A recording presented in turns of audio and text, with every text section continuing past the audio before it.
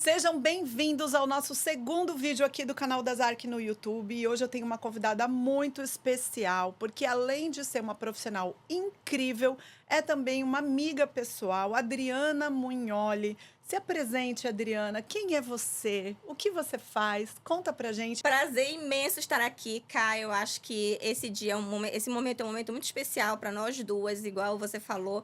Eu também tenho a honra de ter a Karina não só como uma excelente profissional, parceira de negócios e amiga. A gente consegue compartilhar, transitar nesses mundos com muita facilidade.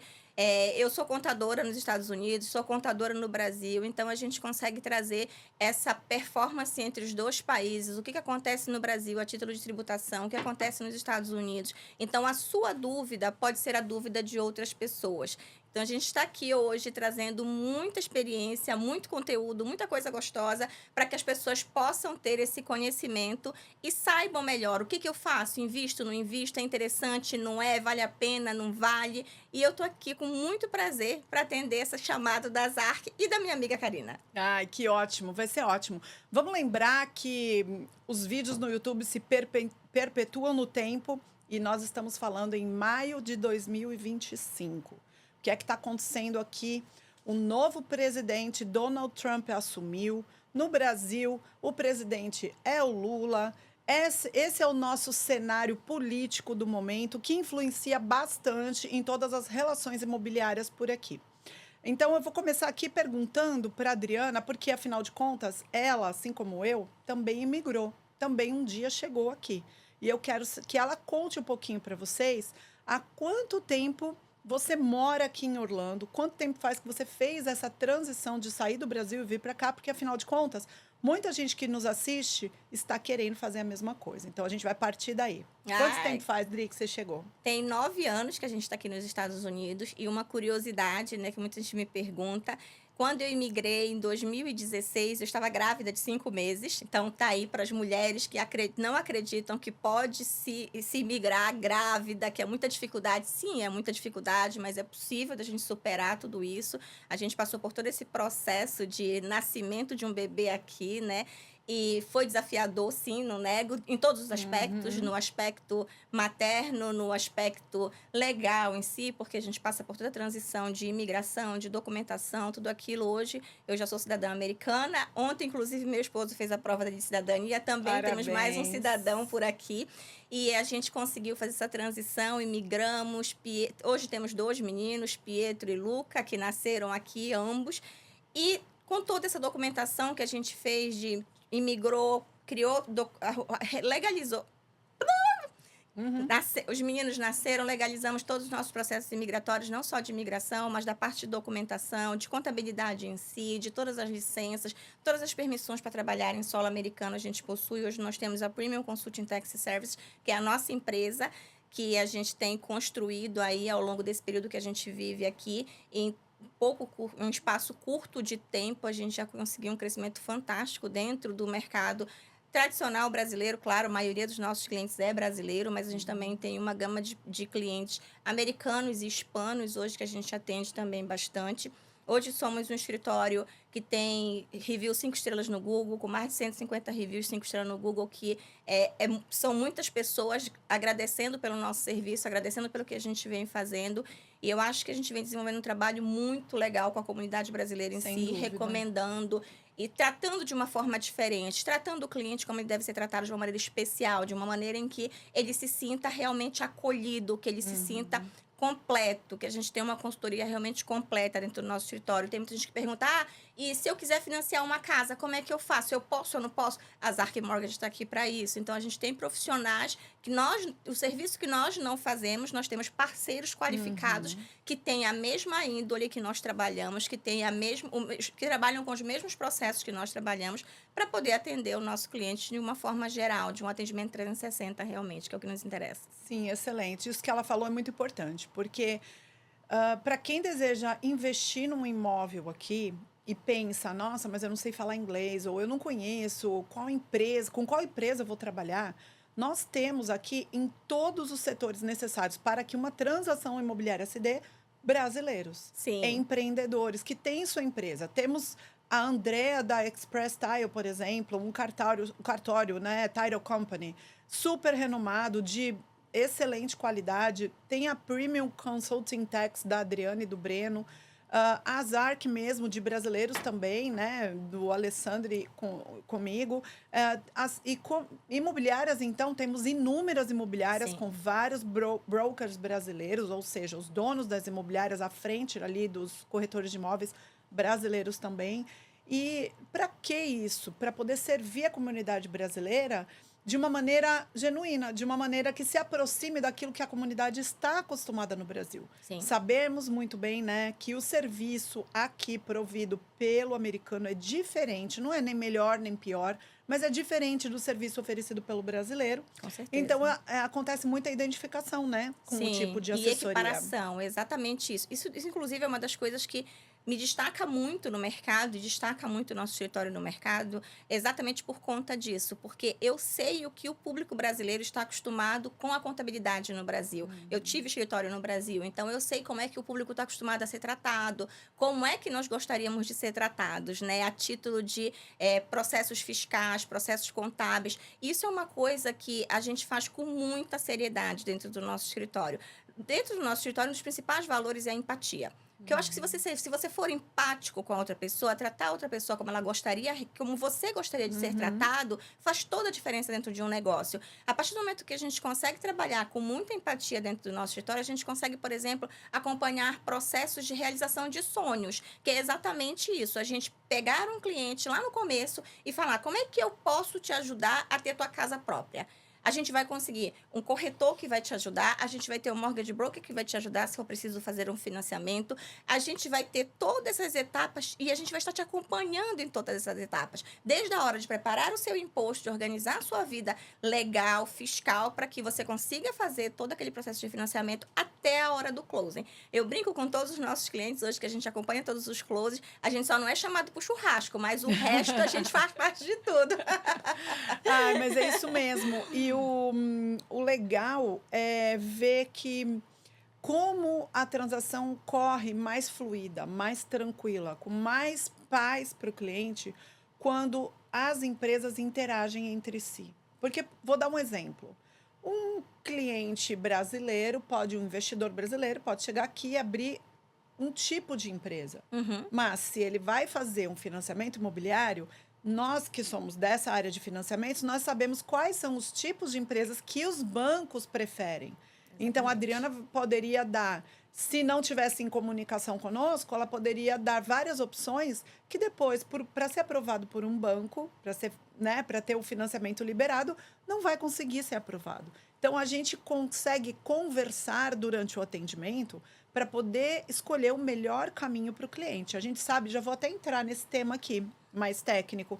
A gente sabe que, bom, depois do Covid, mais ainda depois das últimas eleições no Brasil, o número de investidores brasileiros aqui tem crescido absurdamente, né? Assustadoramente, inclusive. Tanto a sua empresa como a minha cresceu muito em número de clientes. Exato. Muita gente investindo aqui fora, trazendo capital para cá, para dolarizar, para deixar de uma maneira um pouco mais segura mesmo.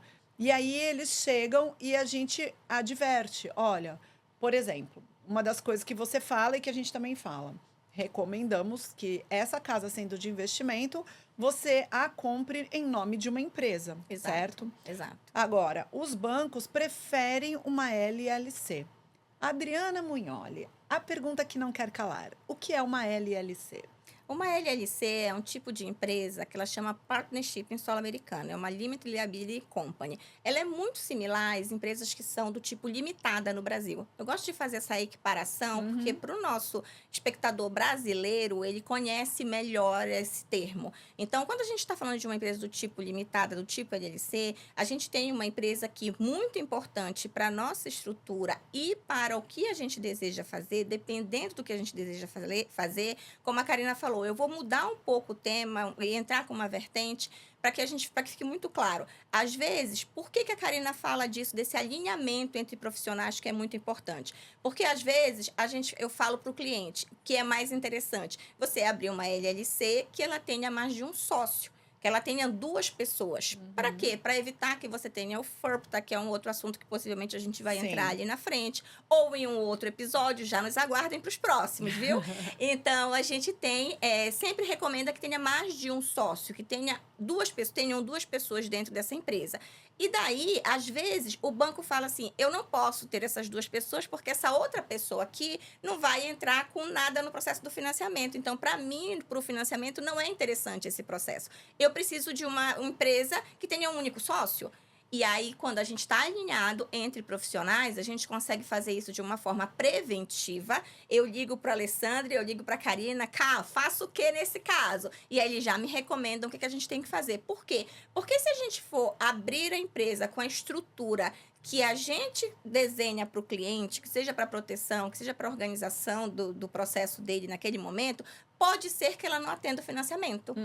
Então, a gente pode fazer etapas em que vai deixar tudo organizado para atender o financiamento, que é esse o propósito da gente trabalhar em conjunto, que a gente deixa tudo organizado para fazer o financiamento e depois a gente reorganiza para atender todas as nossas possibilidades da questão de estrutura, seja de proteção patrimonial, de proteção de sucessão, de uma série de proteções que elas podem vir a ocorrer Depois da escrituração. depois da escrituração, exatamente. Exato, é isso mesmo. Agora, vamos falar um pouquinho, já que a gente está falando de LLC, que seria mais ou menos o equivalente à empresa limitada no Brasil, vamos falar de responsabilidade ligada à LLC. Por que é bacana colocar um imóvel debaixo de uma empresa? A gente tem, quando a gente coloca um imóvel embaixo de uma empresa, a gente tem algumas proteções. E proteções e responsabilidades, né? Quando a gente está falando de colocar um imóvel numa pessoa física, especialmente para um investidor, um não residente, primeira coisa que ocorre temos um imposto de até 40% a título de sucessão patrimonial. Quando a gente fala disso, a pessoa fala assim, poxa, eu não quero mais investir nos Estados Unidos, porque vou pagar 40% no caso de um falecimento. Vale lembrar que quando nós criamos estruturas, a estruturação patrimonial para atender à compra de um investimento, a gente já pensa nesse todo. Por isso, o nosso diferencial no mercado, de se preocupar com o todo do cliente. Por quê? Porque quando a gente tem uma LLC, a gente pode ter a pulverização desse capital que vai ser investido através de mais de um sócio dentro da empresa ou de mais de um membro da família. Quando a gente tem essa pulverização, a gente tem uma redução de capital envolvido naquela sucessão. Quando a gente tem uma redução de capital envolvido naquela sucessão, a gente também consegue ter uma redução de alíquota, porque a sucessão patrimonial, o imposto de sucessão patrimonial, ele possui uma tabela progressiva de números. Então, ele começa em 10% e chega até 40%. Esse é um dos pontos que a gente pode trabalhar dentro da LLC, uma das vantagens, né, de você abrir uma empresa em nome da LLC. A outra vantagem é que, quando você é um investidor, que você é considerado um não residente em solo americano, a título fiscal. Quando você é considerado não residente a título fiscal, no caso da venda desse imóvel, na hora da venda, você pode ter 15% de imposto retido na fonte. Fala o nome disso para o pessoal. Isso chama FIRPTA. Esses 15%, essa tributação que existe, ela é uma retenção que é feita na fonte na hora da venda. Então, 15% do valor da venda já fica retido. Quando você tem uma LLC, ela é uma empresa americana. Consequentemente, ela é devedora de imposto em solo americano. Como ela passa a ser devedora de imposto em solo americano, não existe retenção, porque, consequentemente, ela já vai saber a sua obrigação do pagamento de imposto. Ou seja, vamos parafrasear aqui. Mas eu vou comprar um imóvel e eu posso ter 15% do valor a receber depois, quando eu for vender, retido na fonte. Se você comprar debaixo de uma LLC, você não vai ter esse valor retido na fonte. Exatamente, certo? exatamente. Mais uma vantagem de se comprar em nome da empresa. Desde que essa empresa tenha mais de um sócio. Isso é um item super importante também, porque existem muitas pessoas que compram imóvel. Eu falo que existem muitas pessoas porque são N casos que nós pegamos diariamente, que a gente recebe o cliente que vem de outro profissional e que a gente sempre ajusta a estrutura patrimonial daquele cliente, no sentido de que ele comprou um imóvel em nome de uma LLC e ele é o único dono. Isso é caracterizado nos Estados Unidos uma solo member, que é uma empresa que é pass-through entity. Quando a gente tem uma empresa que é pass-through entity, ela não é a responsável pelo pagamento daquele imposto. Automaticamente vai ser a pessoa física. Como ele só tem um sócio, ela não pode ser caracterizada uma partnership e ela vai ser considerada uma solo member. Ela sendo considerada uma solo member, ela tem FIRPTA do mesmo jeito. Tu falou da Andrea da Tyrell Company no começo. Se a Andrea pega uma LLC com um único sócio, ela dá quase um heart attack. Que funciona do mesmo jeito, como se ela tivesse numa pessoa física. Por isso, a importância de uma estruturação patrimonial adequada. Por mais que a gente regularize a empresa para que ela faça o financiamento, que a gente deixe alinhado para que ela faça o financiamento e dê tudo certo, depois a gente tem que estruturar para o futuro, né? Para as próximas... Eu falo, inclusive, para as próximas gerações, né? Porque a gente tem que estar pronto para as próximas gerações. Que é uma coisa que eu aprendi muito nesse país, que no Brasil a gente não se prepara tanto para os próximos episódios, para os próximos acontecimentos. É muito comum uma família sentar e conversar. Bom, na hora do falecimento dos pais, como é que vamos fazer? Ah, vamos fazer um trust? Vamos fazer um testamento? Exatamente. As pessoas conversam sobre o inevitável. Exatamente. Né? Que é necessário, né? Necessário, inevitável e necessário, né? É a única certeza que a gente tem é que esse dia vai chegar. E a gente tem que estar preparado para evitar probation, inventário, e dor de cabeça e gasto de dinheiro. Exatamente. Né? A gente precisa lembrar também que a LLC, assim como no Brasil, por ela ser uma empresa limitada, ela tem responsabilidade limitada. Então, qualquer coisa que possa vir a ocorrer com aquele capital, aquele patrimônio que está dentro daquela empresa, qualquer passivo, fica nela.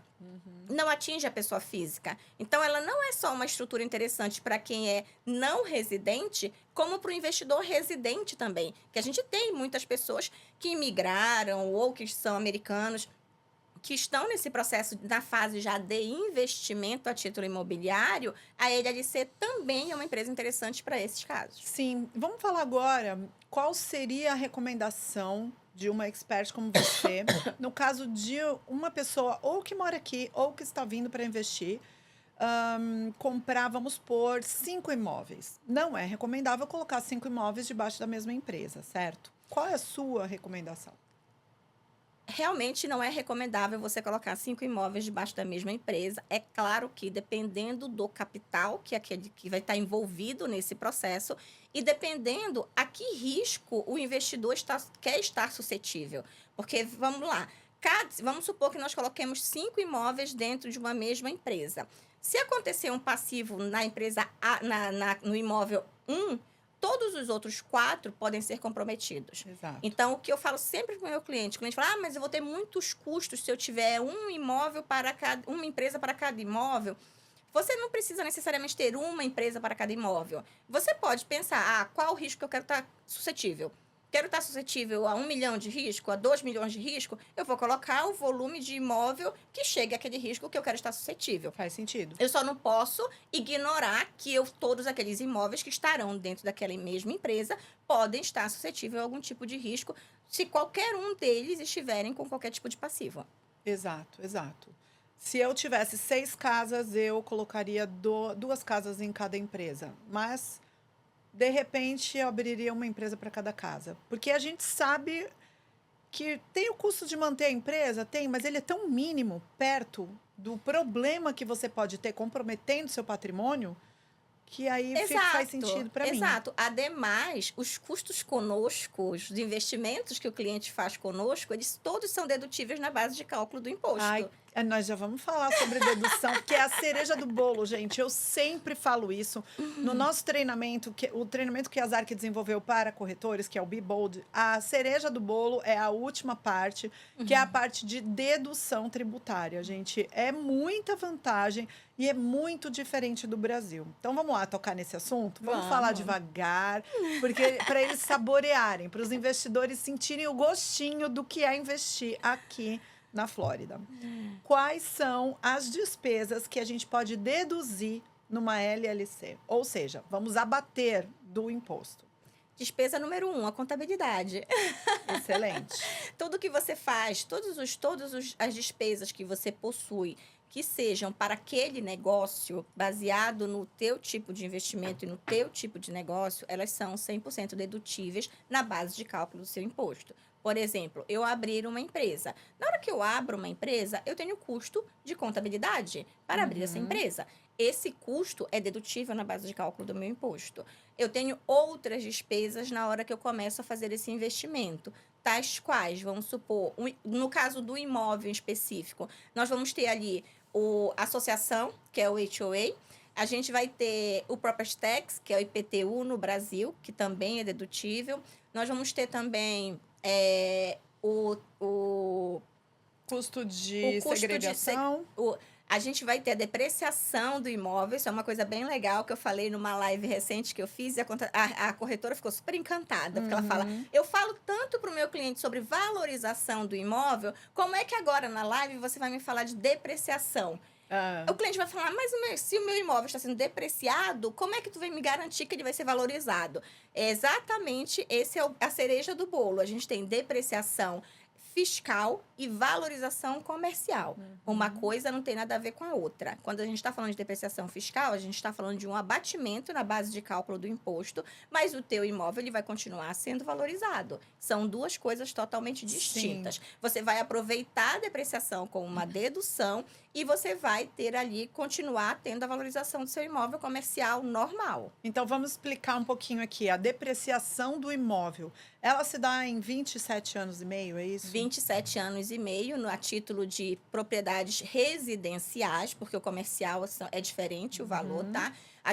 O tempo, a título de propriedades residenciais, só que tem também o que todas as pessoas podem usar e pouquíssimas pessoas têm conhecimento a título de depreciação, o que nós chamamos de estudo de cost of segregation. É o estudo do custo de cada propriedade. O que é o normal? Nós pegarmos o valor do imóvel, que aqui a gente tem dentro do imóvel, quando existe a compra de um imóvel, a gente já traz máquina de lavar, máquina de secar, ar-condicionado, alguns furnitures, que são os armários do imóvel, tudo isso já vem dentro de um imóvel nos Estados Unidos. Só que se nós lançarmos tudo isso junto dentro de um imóvel, nós vamos depreciar esse patrimônio também por 27 anos e meio.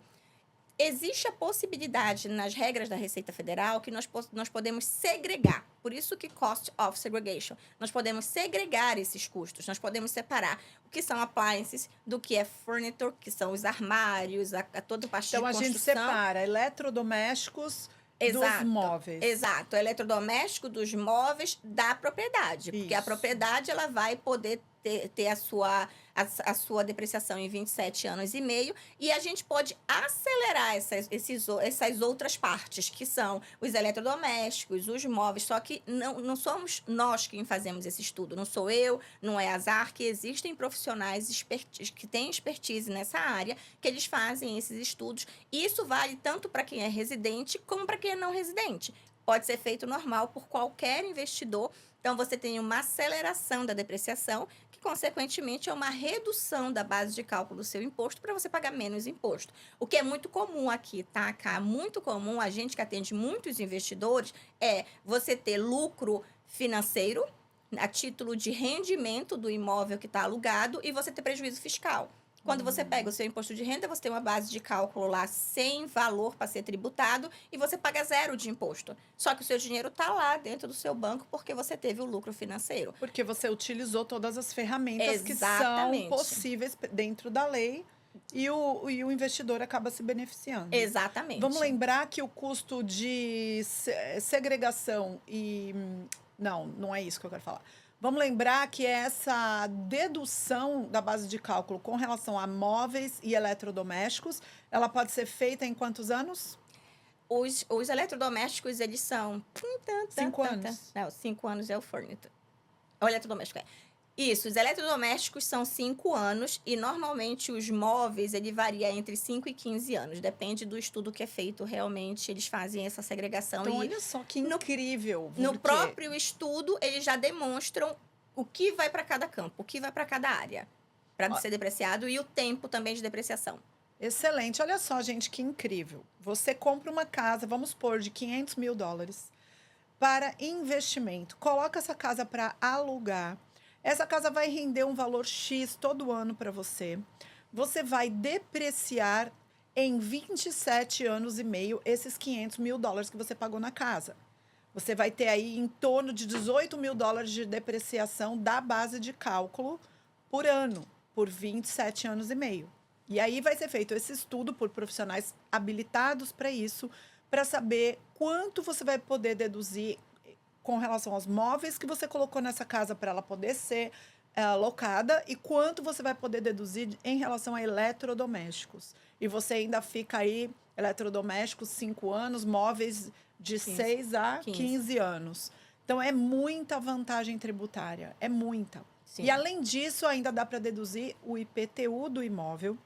E o que eu gosto muito de falar, porque tem tudo a ver com a parte do financiamento, é muita gente super preocupada com a taxa, os juros. Porque os juros são 100% abatidos no imposto de renda.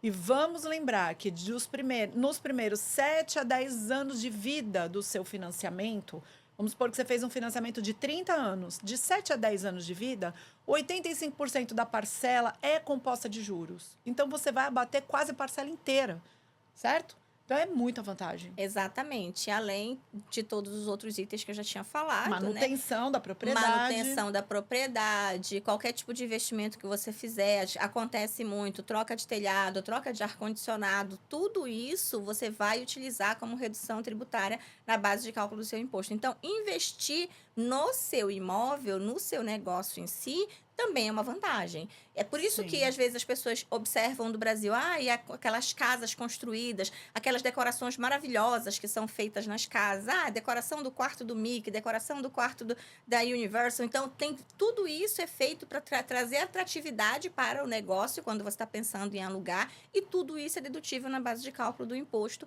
para tributação. Então, por isso que as pessoas investem, fazem esses investimentos cada vez mais, investem e colocam cada vez mais esse volume de coisas que vão agradar, né? Agradar o público-alvo. Porque a gente sabe que a taxa de ocupação, né, quando a gente coloca uma casa para alugar aqui, principalmente aqui em Orlando, a taxa de ocupação ela sobe muito com relação a um ano, com as casas temáticas, né? Os quartos de princesa, de temas que estão Harry Potter.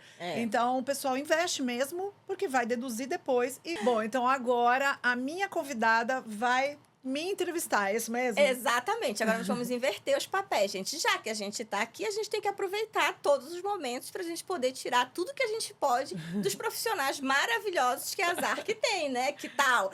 Dúvidas dos nossos clientes diárias. O que é que eu tenho que fazer, Karina, para eu conseguir fazer um financiamento? Lembrando que agora a gente está falando daquele público que já imigrou, que já tem seu green card, que está começando todo esse processo de financiamento. O que que eu preciso para que eu possa chegar na Zarc e falar, Karina, escolhi essa casa, é a casa dos meus sonhos, agora eu quero financiá-la, eu preciso da sua ajuda. Me conta. Bom, a primeira coisa que a gente recomenda é que esse cliente que vem, por exemplo, né, do seu escritório, marque uma consulta conosco. A gente faz questão de investir um tempo para que a gente possa explicar o processo de financiamento para o cliente, que é muito diferente do Brasil, né? Tem várias particularidades diferentes. No Brasil, você escolhe um corretor. Esse corretor tem uma carteira de imóveis para te mostrar que já é diferente. Existe um sistema unificado onde todos os corretores têm acesso a todos os imóveis. Então, o que vai diferenciar você escolher o corretor 1 do corretor 2 é talvez a sua empatia com esse corretor, a conexão que ele conseguiu fazer com você, o profissionalismo, a expertise, mas não o produto. O produto é o mesmo. Todos os corretores têm acesso a todo banco de imóveis que está disponível no mercado. Isso é a primeira coisa que o brasileiro precisa entender. A outra coisa que a gente gosta de falar, a gente não fala na primeira reunião, mas eu vou falar aqui. Spoiler, gente, fiquem atentos.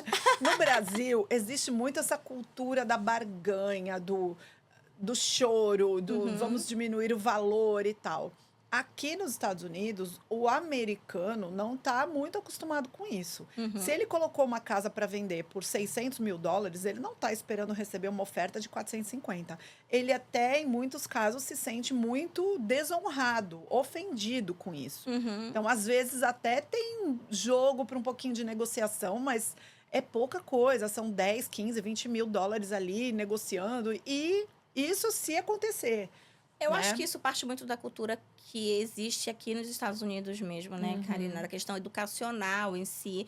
Que, por exemplo, o meu filho, a Zara, de 12 anos, o Pietro, de 9 anos, de 8 anos, já estudam sobre isso desde a escola, né? Eu acho que é uma questão de respeito, né? Quando você tem que ter o respeito pelo aquilo que aquela outra pessoa conquistou, né?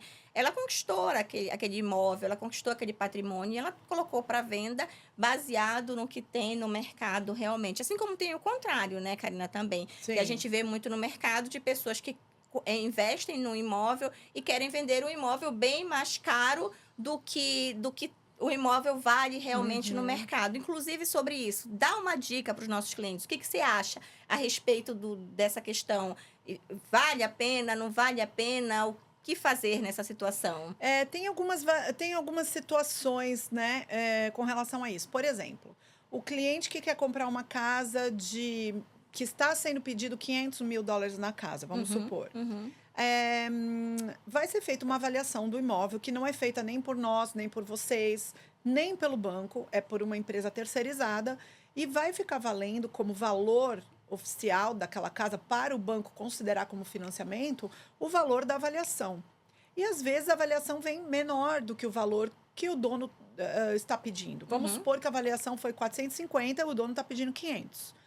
Que o comprador vai tentar negociar, olha, por 450 eu compro, porque é o valor que foi avaliado. Sim. O vendedor tem o direito de dizer, não, eu quero 500. Nesse Uhum. caso, o comprador vai ter que chegar com esses US$ 50.000 de diferença, porque o banco não vai considerar os 500. O banco vai considerar sempre o valor da avaliação. Às vezes, o comprador compra a ideia, porque ele Uhum. fala, não, para mim, nas minhas circunstâncias, às vezes a casa está super bem reformada e quem Tá comprando? E o comprador? às vezes a casa está super bem reformada e o dono da casa quer recuperar o dinheiro investido na reforma, mas nem sempre ele vai conseguir recuperar tudo que ele colocou naquela reforma, muitas vezes. Então, às vezes, dá essa divergência de valor. Uma coisa bem interessante que você falou em relação a isso, Karina, é que eu vejo que muitos dos nossos clientes, claro que não os atendidos pela ZARC, mas a maioria dos nossos clientes que estão sendo atendidos por outros profissionais, eles às vezes não sabem o quanto que eles têm que ter disponível de recurso para investir na compra do imóvel. Por exemplo, eu quero comprar esse mesmo imóvel de 500 mil. Eu tenho que dar o quê? O que que eu tenho que pagar? Por exemplo, o down payment, que é o valor da entrada do imóvel realmente, e os custos de compra. Às vezes o cliente só se lembra do down payment, ele não se lembra dos custos da entrada do imóvel. O que gera muita ansiedade próximo da época de um closing, por exemplo. Eu sei porque a gente acompanha isso diariamente. Então, próximo da época de um closing, gera toda aquela ansiedade. E aí, nesse caso, por exemplo, eu já tenho os custos do closing, eu tenho o down payment. Se eu embarco na aventura de comprar esse imóvel, não é aventura, né? Eu decido investir nesse imóvel pagando os 50 mil a mais. Isso eu tenho que ter também esse dinheiro disponível, porque o banco não vai financiar, certo? Exato, exato. Mas tudo isso fica muito claro na nossa primeira consultoria.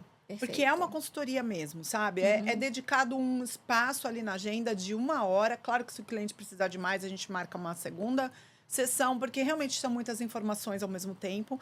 Mas é para entender qual é a situação do cliente. Uma coisa é o cliente que vai continuar no Brasil, não tem intenção de vir para cá, ele vai comprar uma casa para investir. Outra coisa é o cliente que está mudando para cá, está com uma carta de uma empresa pedindo ele para trabalhar aqui. A Uhum. gente já sabe qual é o processo natural das coisas para Maravilha. ele. Ele vai chegar Uhum. no green card, enfim, a gente analisa tudo isso. Até Perfeito. para saber em que tipo de financiamento colocá-lo. Vamos lembrar que a ZARC é um mortgage broker business. Então, diferentemente de um banco varejista, nós temos contratos com os melhores bancos de financiamento. E os melhores bancos de financiamento não atendem o cliente final. Então, a gente sabe exatamente, sabendo a circunstância real e os planos futuros dessa família, a gente sabe qual tipo de financiamento a médio e longo prazo também vai ser muito benéfico. Porque não importa só colocar num financiamento e fechar. Tem que ser Uhum. bom depois para ele. A gente já entendeu isso, parece meio óbvio, mas na prática a gente entendeu que depois ele acaba voltando. O Sim. investidor compra a segunda casa, compra o outro terreno, Voltando, ele trazendo os volta. amigos, a Exato. família, todo mundo. Exatamente. E ele fica eternamente grato, porque ele sabe exatamente tudo na primeira consultoria. Ele vai saber todos esses números que a Adriana está mencionando.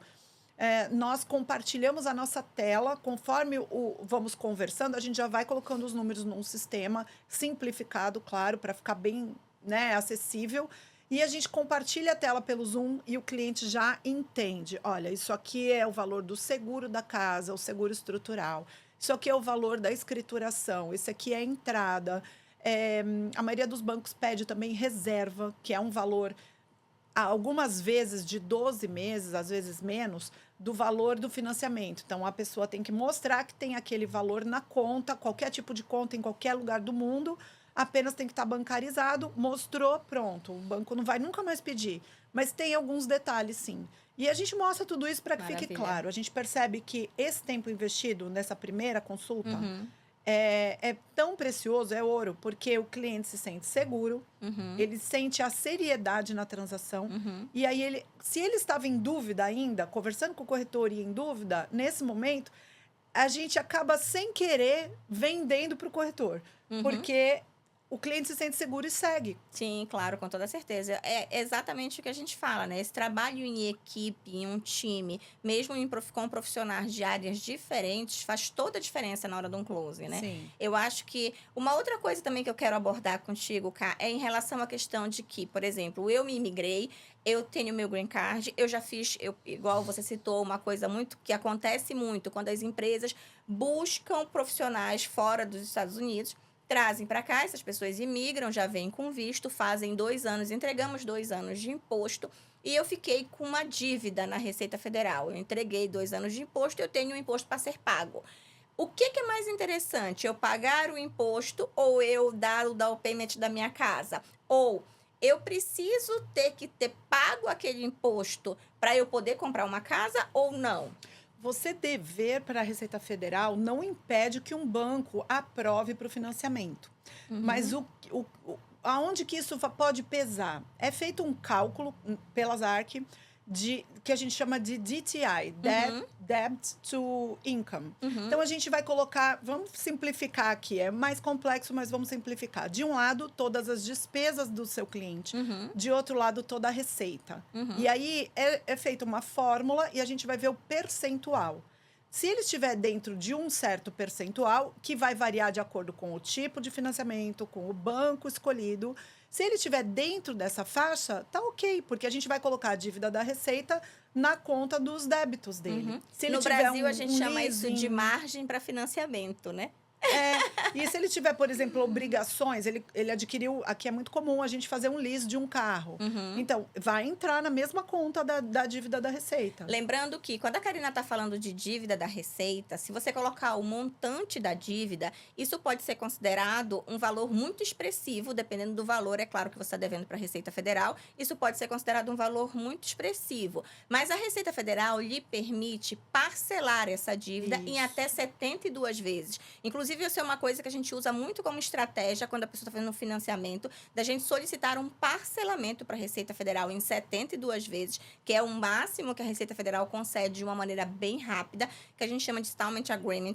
A gente faz esse parcelamento, solicita para a Receita Federal esse parcelamento, só que lembrando, o Alessandro e a Karina, eles só podem usar, o time deles só pode usar, considerar como se fosse valor de parcela, quando esse parcelamento já está aprovado. E esse parcelamento não depende nem de mim e nem das ARC. Esse parcelamento depende da Receita Federal Americana, que nós, quando a gente entrega o imposto, nós estamos fazendo uma solicitação de parcelamento. À medida que a gente solicita, a Receita Federal tem um prazo de 90 dias para aprovar isso. Então, tudo tem que estar aprovado antes do close para que seja considerado somente esse valor como dedução. Isso, só o valor da parcela. Exato. Vamos lá, então. Lembrando que, como a gente tem esse parcelamento para ser aprovado pela Receita Federal, o que mais, cara? Depois da primeira consulta, a gente já fez todo o nosso processo aqui, a gente já fez toda uma solicitação de parcelamento para a Receita Federal.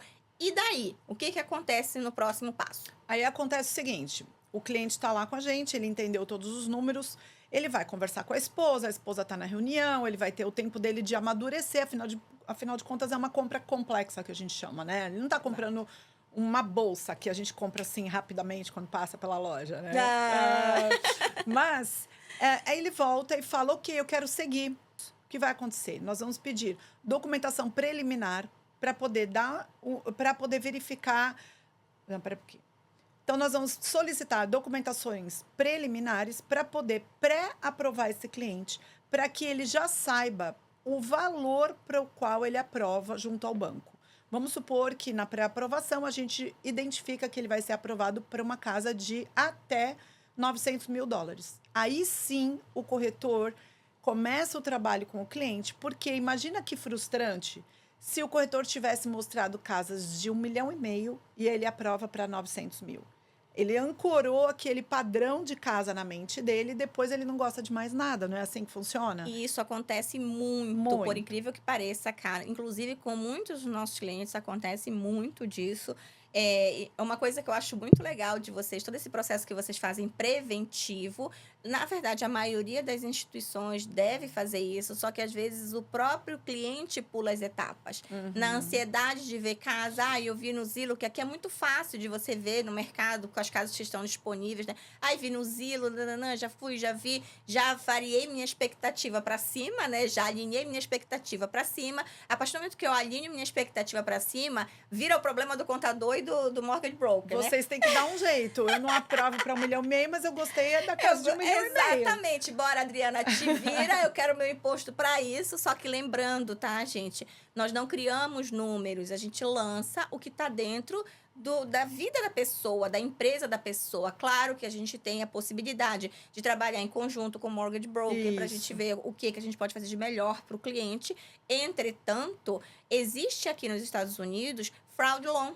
São penalidades que nós, profissionais da área de contabilidade, assim como os mortgage brokers, podem receber por estar fazendo processos que não estejam adequados. E isso é uma coisa que tanto a Premium quanto a Zarc prezam muito para que a gente não tenha nenhum tipo de problema desse gênero, até porque não faz parte dos nossos valores. Então, é muito importante que o cliente alinhe as expectativas dele, pegue a carta de pré-approval dele, antes de fazer o financiamento, antes de fazer, na verdade, a busca pela casa, para que não tenha problema lá na frente, para que não tenha que ficar tendo outras necessidades, outras comprovações, outras documentações, além do que já deve, porque tudo envolve custo. Exato. E não é porque ele foi aprovado para uma casa de 900 mil que ele precise comprar uma casa de 900 mil. Ele pode querer uma casa de 500 dentro da estratégia de investimento dele. Exato, exatamente. E o contrário também é verdade. Às vezes ele já se antecipou, está vendo casas de 500, mas ele aprova para 900. Sim, e aí ele pode pensar em comprar duas para investir, de repente. Sim.